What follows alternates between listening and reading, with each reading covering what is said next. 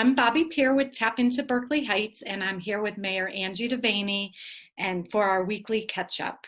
We haven't been together in a while, but now that we have another outbreak of COVID-19 in our town, I think it's important to talk about where we are with the schools, the general public, maybe our healthcare, the senior living facilities. How are we handling this new outbreak? So I think everyone is very aware that we've had a significant number of cases, in particular in the young and mid-teen age group. Our health officer and the school district are working very hard hand in hand to make sure that contact tracing is occurring. But one thing I want to note is, particularly with parents, and what has been a bit different for us as a township now in the fall versus the spring, is that folks would call, or laboratories would report directly to our health officer. And I think it's just an extension of what parents typically do. If a child is sick, they call the school nurse, they call their child out of school, and they forget the other step, and that is, please contact our health officer, Annie McNair, at 908-518-5620, and just confirm that on our website, to let them know if you are positive for COVID-19. And certainly your first action should be quarantining, and get tested and then report it if you do have a positive result. Because in this instance, we had older, mid-teens, younger teens. Those children have younger siblings. And so what we're looking at is a 2-week period of what we expect to be a number of cases that are spiking, but potentially the domino effect beyond the 14-day incubation period, where we may have 24 days of spiking cases because those siblings might be getting sick at this point. And if we can't contact trace, the moment that we know somebody's positive, the spread just continues to occur. And I've been reminding folks, it's not just about getting a vulnerable patient ill. It's also other ripple effects. We all have children who have been trying to do the right thing, wear their masks, socially distance, and those children are at risk of having to quarantine if they've come in contact, whether it's through sports or something else. And then they have to stay indoors. Likewise, we've had businesses that have been impacted by this recent outbreak. I was sharing with you that I visited a local business and they had 30 cancellations over the course of a day or two. And they are struggling so hard to keep their doors open that we must make sure that we're vigilant for every part of our community. And I know that there have been some disappointed parents and kids as it related to my decision to put a pause on sports for 2 weeks until November 19th. But that is really, once again, attempting to tamp down the spread, to make sure that kids aren't sharing droplets, which we know this is a very highly contagious virus, and it does have ripple effects throughout the community. Where are the numbers right now? Do you know offhand where we're at and the contact tracing? How many, do you get the number of people that have been contacted out of this outbreak?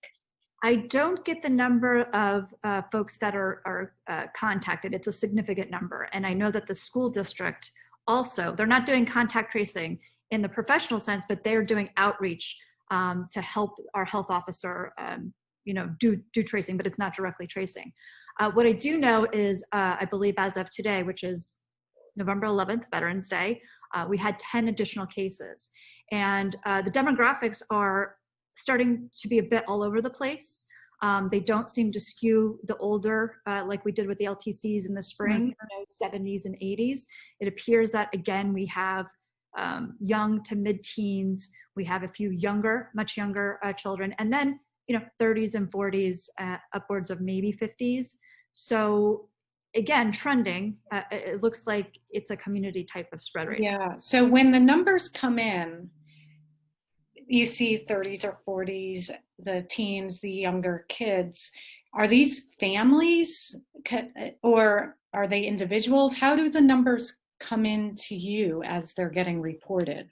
It's actually fairly anonymous, I must tell you. I don't have an indication as to whether two parents and a child and a sibling. It's very highly anonymous because we want people to feel comfortable reporting it. Likewise, if a laboratory has a positive result, they automatically do report that to the communicable reporting surveillance system. I might have missed a letter there. But that takes time. That sometimes can take upwards of 4 days for the State Department of Health to get those numbers and then for them to be reported back to us and to start the contact tracing. That's why we're making such a blitz in asking people to voluntarily call our health officer so we can start that earlier. So hopefully within the next 2 weeks, we can get back to some normalcy. So right now we know GL is quarantined, or they're learning from home until the 19th. And I know that that's a totally different governing body, but it is tied into the youth sports. So the youth sports, are you going to continue to keep them on hold until the high school outbreak is under control?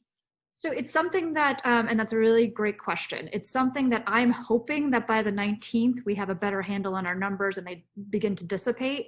However, we're going to have to make a judgment call at that time, because if there's a secondary spike with siblings, as could be the potential, then we may have to, take another week and pause, which is something, I really don't want to do. I mean, please understand from the bottom of my heart that my son lost his senior baseball season, and everything that he had worked for as a young boy, 8, 9 years old, going to roof camp, did not materialize. So I know how heartbreaking this is.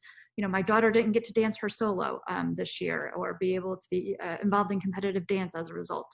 It's really hard, and I know these kids need an outlet. However, we have to look at the greater good and the township as a whole. Mm-hmm. So, recommendation moving forward. What is your advice to staying healthy?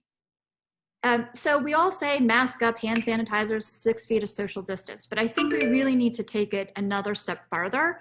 And the kids really need to understand, particularly in this vulnerable age group right now, which is sort of this 11, 12, 13, 14, 15 group. You need to wear a mask when you're outside with your friends. I know during the summer we were in our pods and we felt comfortable going to maybe Lower Columbia or to Snyder or downtown to Dunkin' Donuts and not have our mask on. But even when we're with our friends, we need to have our mask on outdoors. We need to socially distance, and we need to continually wash our hands and to sanitize. And I know that's difficult and people are pandemic weary and we're all tired of it and we just want normalcy. But we knew the second wave was coming, and it is here, and we have to manage it.